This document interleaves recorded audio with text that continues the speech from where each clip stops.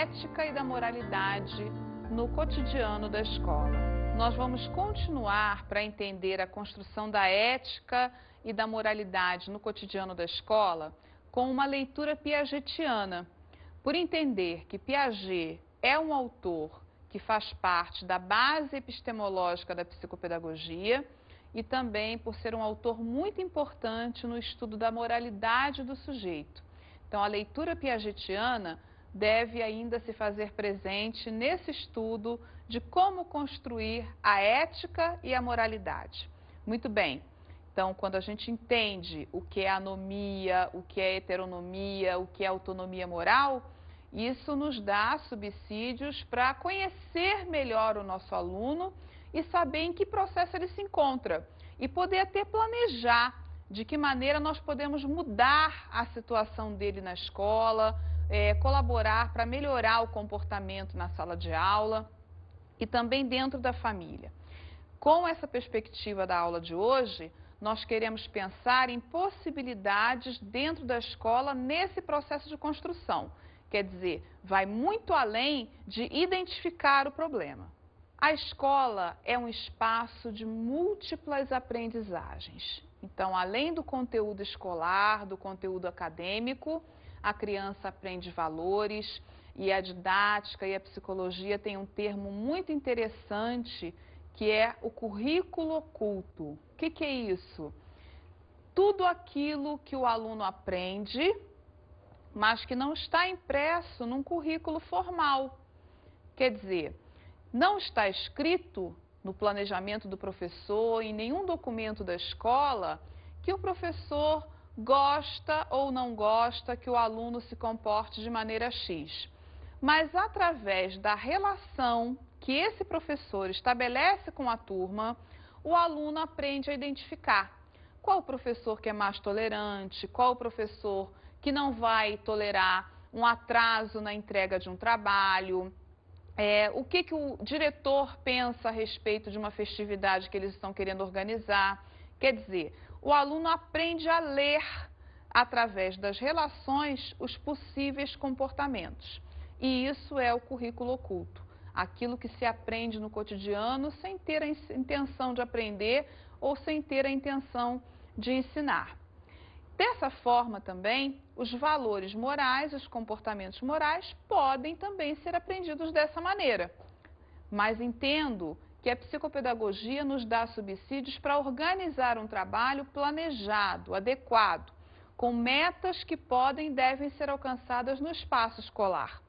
Então, considerando que a escola é um espaço de múltiplos saberes, podemos inserir a ética e a construção moral nesse processo de aprendizagem, não como sendo um conteúdo da educação moral e cívica, que nem existe mais nos currículos, ou da história, ou da sociologia, e sim como parte integrante da postura e do trabalho de todo e qualquer professor, seja qual for a matéria que ele ensina, a matéria que ele leciona. O que são valores na escola? Aquilo que a escola considera como um bem para o grupo, como, por exemplo, os valores de convivência. Então, o que nós precisamos para conviver bem e produzir da melhor forma possível?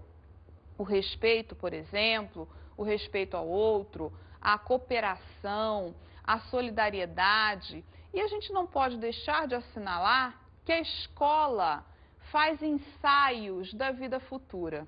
Escola não é para preparar para a vida, porque a escola já é vida, mas não dá para negar que a escola faz sim ensaios no cotidiano de como será a vida no futuro.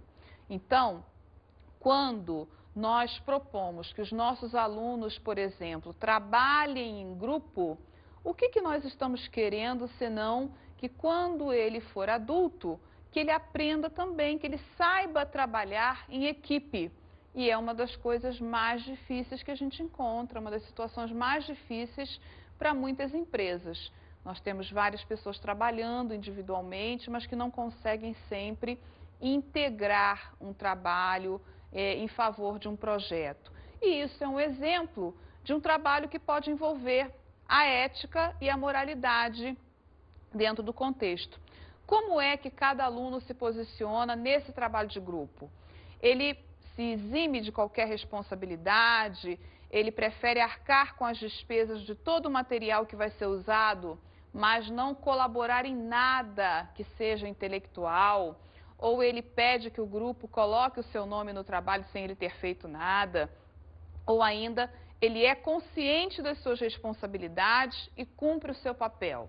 Então, na hora de avaliar um trabalho em grupo, é importante que o professor não fique atento somente ao produto final, ao cartaz, ao vídeo que foi elaborado, à reportagem, ao seminário que está sendo apresentado, e sim ao processo também. Ok, o produto final é esse aqui, mas como vocês chegaram a esse produto final? Como ele foi produzido? Quem participou? Qual é a autoavaliação que vocês fazem da própria participação e da colaboração que deram para chegarmos a esse produto final? É um exemplo de como nós podemos, então, trazer a ética dentro de para dentro de um espaço escolar e dentro das possibilidades da criança entender. A construção moral da criança, com base na teoria de Piaget, é um processo bastante interessante para o psicopedagogo e também para os professores, porque ela fornece subsídios muito bonitos para a nossa prática pedagógica. Então, há quem diga que Piaget classificou demais as pessoas, agora é sensório-motor, agora está na heteronomia moral, está na autonomia moral, mas, na verdade, ele denominou não para classificar, mas para que o professor saiba em que terreno ele está pisando, né? Muito embora a teoria não tenha sido feita destinada à educação, então o professor também se apropria dela e passa a saber que tipo de terreno é esse que ele está pisando e como ele pode intervir. Piaget busca a homogeneidade entre os aspectos cognitivos, afetivos, sociais e éticos. Então, ele não estudou o ser humano como sendo agora é cognitivo, então nós temos o processo da inteligência e do pensamento. Agora é moral e nós temos o processo da moralidade, do julgamento. Não, mas sim o sujeito como um todo e como tudo isso interage. Até porque o Piaget, ele partiu, né, dos seus estudos, o início dos seus estudos foi a partir da biologia.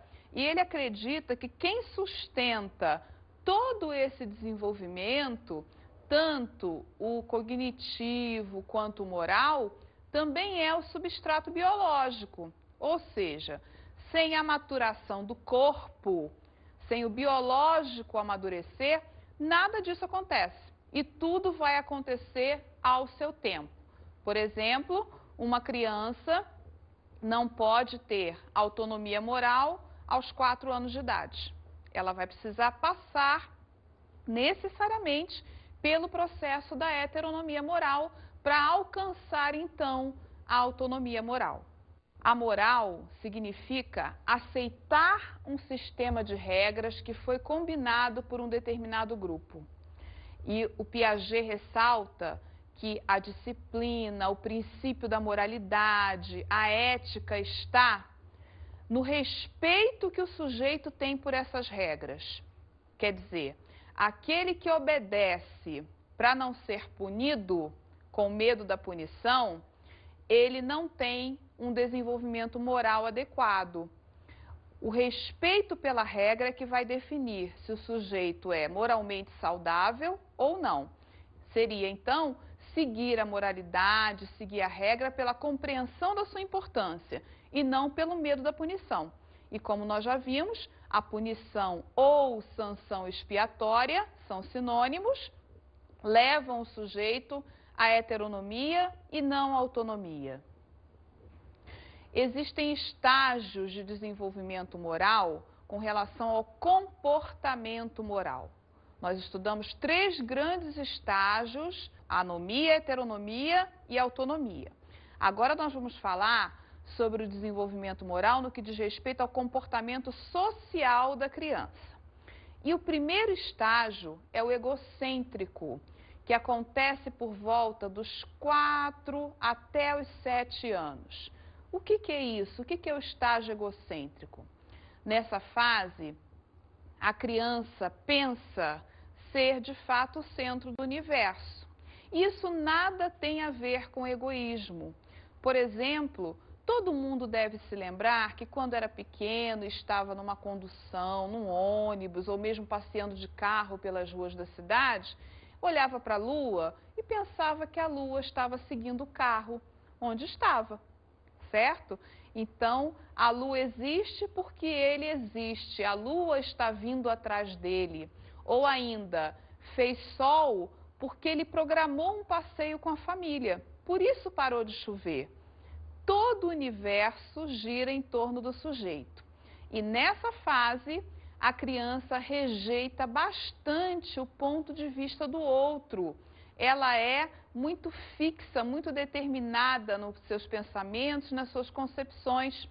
Por exemplo, vamos pegar um exemplo do cognitivo, da inteligência. Nesse momento, ela está vivendo o pré-operatório.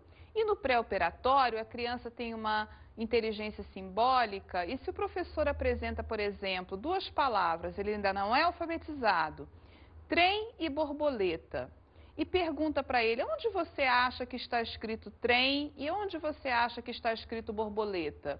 A criança vai apontar opostamente. Por quê? Qual é a lógica dela? A lógica é que se o trem é um objeto tão grande, é um meio de transporte tão comprido, ele merece ter um nome também comprido. E a borboleta, sendo um bichinho tão pequenininho, não precisa de um nome comprido, pode ter um nome bastante curtinho. E onde é que está o egocentrismo aí, já que nós saltamos para o aspecto intelectual? O egocentrismo estaria no sentido do professor insistir com essa criança que ela está errada e ainda assim a criança sustentar o seu ponto de vista, porque a opinião do outro não conta muito. Ela já tem uma ideia formada, conceitos, definições para o que ela considera ser o mundo, para o que ela considera ser os objetos. A cooperação incipiente. O que é a cooperação incipiente? Bem, entre 7 e aproximadamente 10, 11 anos, a criança brinca junto de um bando, eles estão sempre junto de outras crianças, mas não necessariamente de forma organizada. Estão juntos pelo prazer de estar em grupo, mas o grupo, as brincadeiras, nem sempre tem uma regra bem definida e nem sempre essa regra é sustentada. Há a noção de regra, já existe a noção do que é certo e do que é errado e que a regra é importante, mas não há o respeito à regra como um direito do outro, normalmente como um direito de si mesmo. E um belo exemplo disso é a moral provisória que acontece dentro desse período. O que é a moral provisória? A criança entende a regra, mas ela quer trazer a regra a seu favor. Então, por exemplo, se você vai fazer uma brincadeira com uma criança, vai brincar de amarelinha, vai jogar com ela, e você combina a regra antes, que quem errar tem que passar a vez para o adversário. E a criança erra e imediatamente propõe ao adulto. Então, vamos combinar o seguinte, cada um pode errar uma vez. Por quê? Ela deseja continuar inserida na brincadeira e a regra é completamente maleável nessa fase. Mais tarde, entre 11, 12 anos em diante, vai acontecer a cooperação genuína. Na cooperação genuína, já existe um respeito muito maior à regra, a consciência de que ela existe, que ela é importante. Tanto que se observarmos um grupo de pré-adolescentes brincando, trabalhando, nós vamos perceber que eles passam muito mais tempo discutindo as regras do que brincando. A regra passa a ter um valor muito maior e é isso que vai sustentar o grupo unido. Quem não cumpre a regra é julgado pelo próprio grupo e às vezes eliminado da brincadeira, tá? Vale dizer que até a cooperação genuína chegar, As crianças são também muito rígidas no que diz respeito à implementação da regra, à utilização da regra com relação ao outro. Então, se a gente pergunta, por exemplo, para uma criança pequena, o que você acha que deve acontecer com quem quebra o brinquedo do colega na sala de aula ou com quem suja o trabalhinho do colega? Uma criança pode responder antes da cooperação genuína: ah, nós pensamos que ele deve ficar sem recreio para sempre. Então, o radicalismo na regra está presente até chegar à cooperação genuína. Quando chega a cooperação genuína, já há um sentimento de identidade maior. O que pode acontecer com o colega pode acontecer comigo também. Então, eu tenho que respeitar para ser respeitado. É claro que quando as coisas acontecem de maneira saudável e construtiva. Nós vamos encontrar exemplos na escola que não concretizam a teoria. Muito bem. Nós vimos agora como a moralidade acontece no que diz respeito ao comportamento social. Agora nós vamos ver como é que ela se classifica de acordo com o conceito de regra que o sujeito tem, de regra moral. E aí a gente vai encontrar duas fases muito importantes, que é a fase absolutista e a fase da restrição. Na fase absolutista, a criança considera que todas as regras que existem no mundo, todos os pensamentos morais, tudo que foi definido por alguém de prestígio. Alguém decidiu que era assim, então não precisa ser questionado, tem que seguir a regra e ponto. Ponto final. E normalmente esse alguém tem um prestígio para a criança valoriza esse sujeito. A seguinte é a fase da restrição, né? Que é o respeito à regra questionada. Sim, mas eu vou fazer esse trabalho, mas para quê? Por que que eu tenho que formar para subir? Por que que eu tenho que fazer uma fila antes de ir para a sala?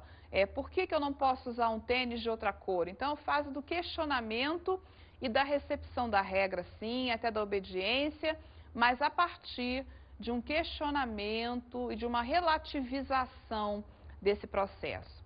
Na absolutista, que é a anterior, nós podemos perguntar, como Piaget fez para uma criança, quem te ensinou a jogar bolinhas de gude? E ela pode responder, foi o meu pai. E quem ensinou o seu pai? Ninguém, ele sempre soube.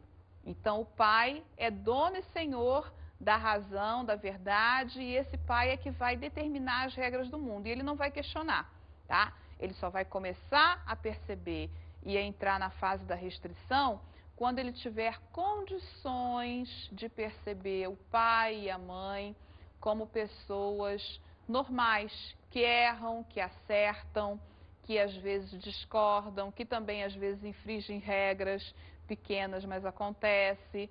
Então, a concepção das regras é uma coisa que pode variar de acordo com o desenvolvimento do sujeito. Isso nos traz uma reflexão bastante importante à luz da psicopedagogia. Quer dizer, até na hora de organizar uma atividade de educação física, um trabalho em grupo, um projeto que envolva a moralidade, nós podemos e devemos consultar mais ou menos em que estágio a nossa criança se encontra, em que momento a nossa turma se encontra, para poder ter condições de ter sucesso no nosso trabalho, tá? Se nós solicitarmos coisas que as crianças não estão preparadas para desempenhar, o professor pode se decepcionar e ficar insistindo numa tecla que não vai dar nenhum retorno positivo para a sua prática pedagógica. Então, portanto, é importante considerar o que é indisciplina, o que é uma conduta moral inadequada e o que é a atitude que a criança pode ter dentro do que ela está preparada para ter. Ou seja, em determinados momentos ela só pode responder daquela forma. Então, nós podemos pegar uma criança do pré-operatório e que está no período do egocentrismo, que tem como uma das características morais o egocentrismo, e considerar que ela não está sendo que ela está sendo egoísta porque ela não quer emprestar um brinquedo. Não, isso é típico da faixa etária e ela precisa ser assim para chegar ao desenvolvimento segundo Piaget.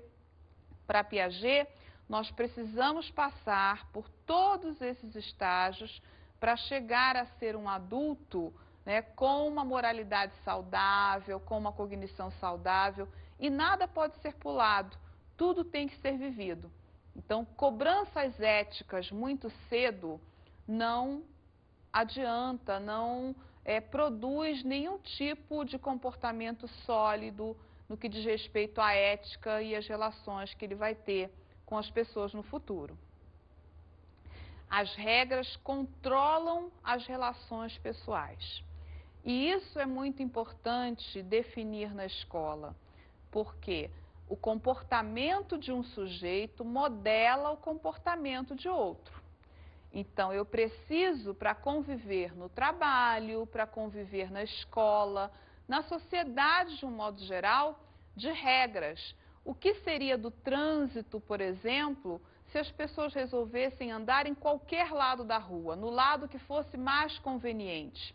Então, é um exemplo simples de uma regra que precisa funcionar em prol da segurança, em prol do bem-estar das pessoas e em prol também do trânsito poder fluir adequadamente.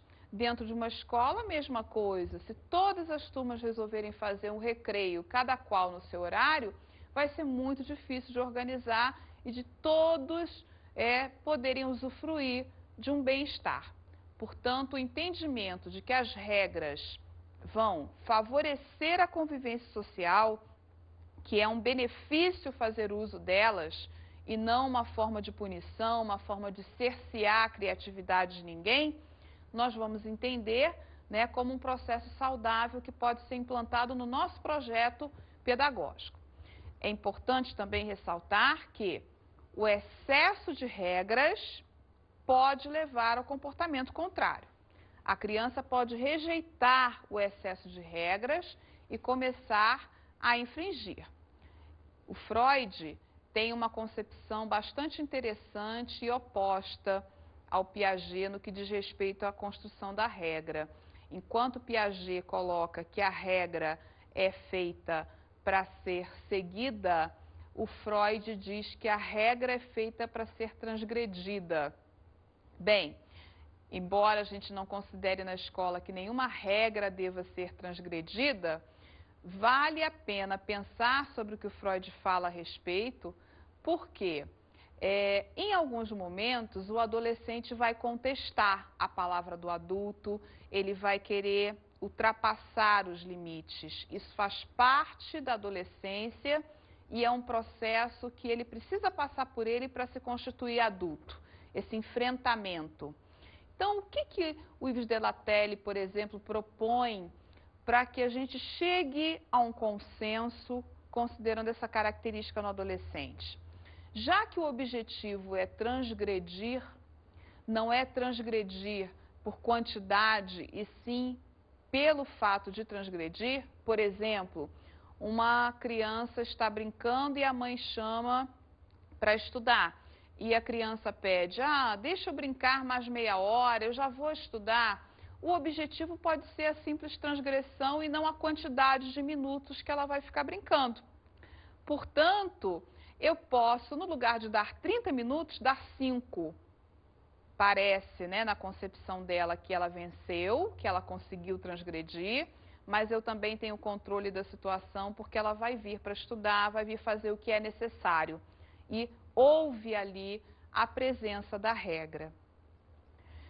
Como eu disse, a psicopedagogia, ela é muito importante para o professor poder fazer uso no que diz respeito aos processos de aprendizagem e ao entendimento do comportamento do seu aluno em vários momentos da aula, né? Em vários momentos da escola.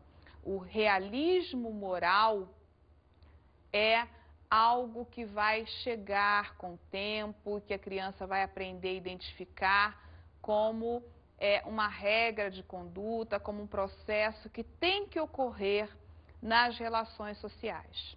Vamos agora às nossas dicas de estudo.